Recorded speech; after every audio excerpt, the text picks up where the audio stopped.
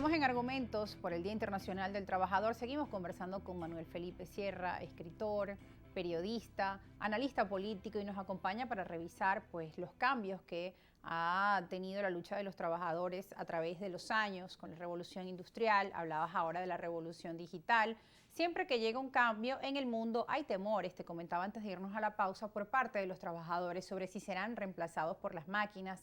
Hoy si serán reemplazados por bots, por inteligencia artificial, pues ya hay una lista, según Bill Gates, de 20 profesiones que podrían desplazar, o de las que se podría desplazar al ser humano, o al menos podrían quizá también automatizar parte de las funciones, porque puede verse de dos maneras, o el reemplazo total, o que siempre los humanos pues puede, por ejemplo en el caso de los periodistas, inteligencia artificial puede escribir una nota, pero debe haber como un editor que pueda revisar y verificar esa información antes de publicarla en un medio, ¿no? Al menos por ahora. Bueno, ya el presidente de la República está incursionando. Ahí sacó a Cira. Sí. Una presentadora de inteligencia artificial. Nos pueden sustituir, Manuel Felipe. Claro, imagínate qué riesgo.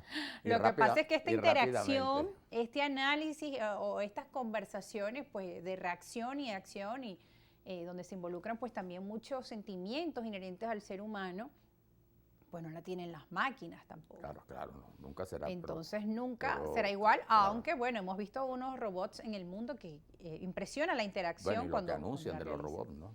Uh-huh. Hay incluso un trabajo reciente que vi, en el caso, por ejemplo, de Italia, hay una investigación donde dice que en el futuro serán los robots quienes se encargarán del cuidado de los ancianos. Pero volviendo al tema histórico, estos temores siempre han estado, Manuel Felipe. Siempre han estado, y hay un aspecto también importante, y es cómo este fenómeno, pues, la organización sindical, esta lucha, se imbricó, ¿no?, con la lucha política, ¿no? Uh-huh. En los procesos históricos. Entonces surge pues la presencia de la clase media, de la clase obrera organizada, que es un instrumento político en las luchas, digamos, por mejoras, ¿no?, en el salto hacia el progreso de las sociedades. Y esto también tiene pues unas implicaciones importantes en el mundo entero, ¿no?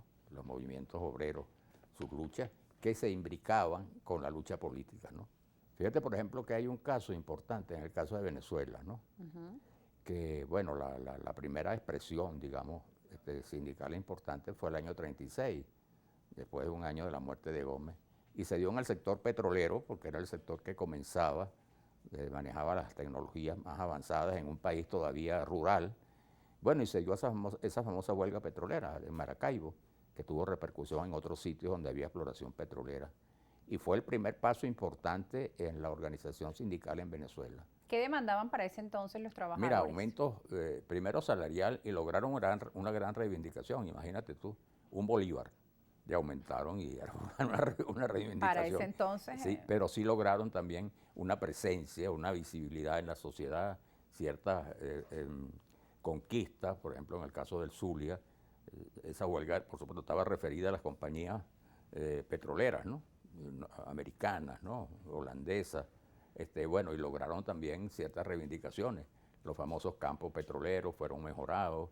En los campos petroleros los trabajadores tenían acceso a lo que llamaban comisariatos, uh-huh, que eran como los abastos donde compraban. Sí. Es decir, hubo una serie de conquistas, ya no digamos materiales, pues, ¿no? En términos de... Sino beneficios sociales seguro social, acceso, claro, bueno, seguros privados. Esa jornada fue importante en la historia de Venezuela y marcó en verdad el nacimiento del movimiento sindical. Ahora bien, para seguir en el tema de Venezuela y lo que usted mencionaba de cómo la lucha obrera se ha asociado con los partidos políticos en nuestro país, el presidente Nicolás Maduro pues también se ha autodenominado como el presidente obrero. Sin embargo, la lucha de los trabajadores en nuestro país hoy continúa.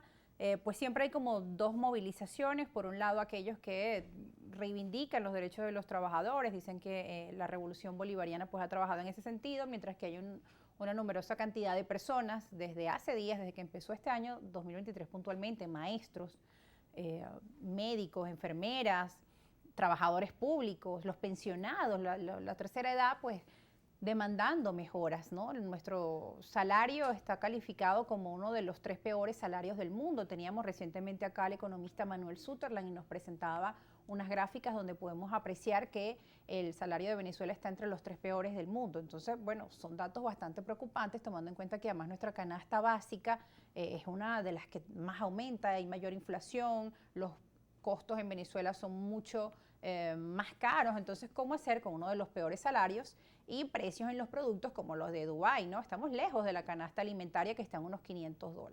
Claro, pero no te olvides que en el caso de Venezuela el Estado ha sido el gran empleador y de alguna manera la situación económica del Estado o el nivel de ingresos del Estado En el cuarto lugar, ajá. Se refleja también en su capacidad de mantener, ¿no? Sobre todo el famoso salario mínimo, ¿no?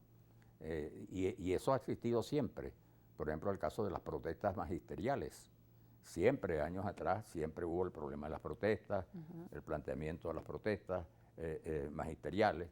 Se dio el caso también de otros profesionales, el caso de la salud, ¿no? Protestas, paros, distinto al caso de las empresas, digamos, privadas, como el caso, por ejemplo, del petróleo, que era la gran empresa que curiosamente determinaba el ingreso fiscal, pero tenía una capacidad de empleo muy limitada.